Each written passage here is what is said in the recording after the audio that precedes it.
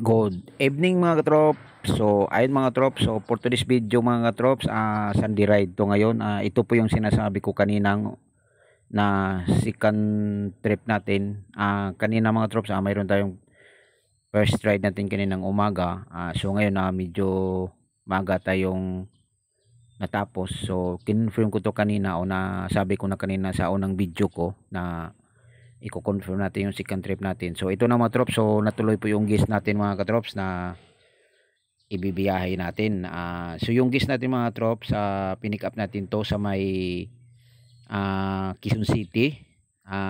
I-drop natin to sa may Ortigas. So ang nangyari to mga trops, hinihintay natin to dahil special trip nga to, Sunday. So ayan mga trops, so yung pag-pick up ko kanina mga trops, hindi na ako nag-video, at saka po yung papunta doon dahil naalanganin ako sa oras. So ngayon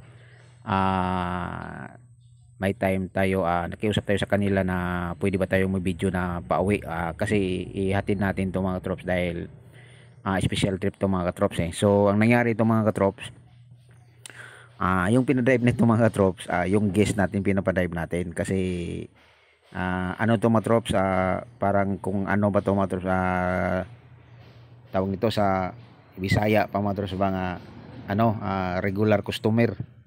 So ito mga katrop, naturuan ko na to din to siya ng drive kasi nagkikiusap na nagpapaturo siya sa akin ng pag-drive. So ngayon nag-book siya sa akin ulit, siguro mga 6 months o 9 months. So ayan, so nag ano siya sa akin. So ngayon yung guest natin mga yun, kasi gusto siyang mag-drive. So ayan, so pinadrive natin siya. So ang nangyari nito mga katrops, tayo yung pasahero siya yung driver. So ganun tayo mga trops, pero hindi naman tayo basta-basta na ipag-drive lang yung sasakyan natin kung hindi din tayo sa customer natin, sa guest natin. So ayan, so medyo magalaw po yung natin mga trops, yung video natin medyo magalaw kasi hindi ko nilagay sa yung lagayan ng cellphone, yung holder cellphone ng niya. So hinawakan ko lang dahil yun nga, siya ang nag-drive, so tayo yung nasa likod. So siya yung driver, tayo yung pasahero, parang baliktad na ganun. So pagpasensya nyo na mga trops, minsan magalaw yung natin, magalaw yung video natin kasi minsan di natin maiwasan na tumama sa medyo may mga bako-bako, kaya ayun magalaw. So yung guest natin mga trops ay darap lang natin to, tapos babalik na tayo ng BGC. Igagrahin na natin to yung sasakyan pagkatapos nito dahil kinabukasan mayroon pa tayong biyahe na naman ulit sa 5:30.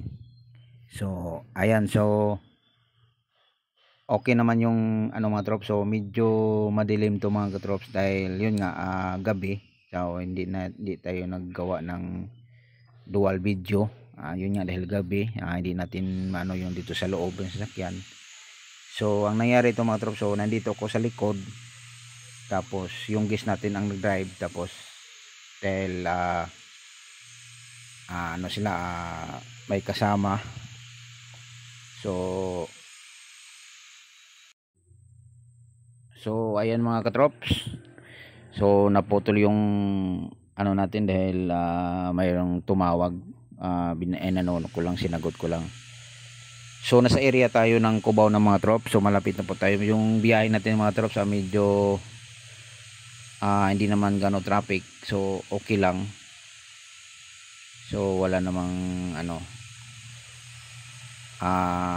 wala namang traffic ngayon dahil yun nga, Sunday. Akala ko nga to mga trops, hindi matuloy dahil medyo matagal nag PM sa akin dahil piniim ko yung kahapon, siguro kanina nga, yun nga piniim ko yung mga 5 to 10 minutes na hindi pa nag reply sa atin. Kaya buti na lang hindi pa tayo nakauwi. Pauwi na sana ako mga trops dahil yun nga ang tagal. Buti hindi pa ako umabot sa grahe kasi pupunta na ako ng grahe, kaya nag okay.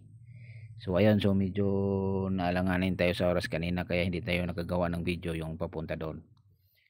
So abangan yung mga drops yung next video natin mga drops kasi maganda din yun na mayroon tayong adventure next 3 days mayroon tayong airport this coming April 8 yan mga drops. Thank you for watching mga drops.